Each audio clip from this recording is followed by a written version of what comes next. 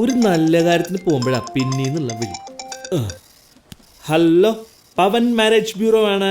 ഒരു പേര് രജിസ്റ്റർ ചെയ്യണമായിരുന്നു. പേര് പറഞ്ഞോളൂ. അത് എന്റെ കൂട്ടുകാരിക്ക് വേണ്ടിയാ വിളിക്കണേ. ഓ, മനസ്സിലായി. ആലോചിച്ചു പറയാന്ന് പറഞ്ഞ ടീമല്ലേ? ആലോചിച്ച ഉവ് ആലോചിച്ചു. ഈ ഇടനില നിക്കണേന് കൂട്ടുകാരുടെ കയ്യിൽ നിന്ന് കമ്മീഷൻ കിട്ടുമല്ലേ? ബെസ്റ്റ് പാർട്ടിയാണ് കേട്ടാ. ഹേ, അതൊന്നുമില്ല.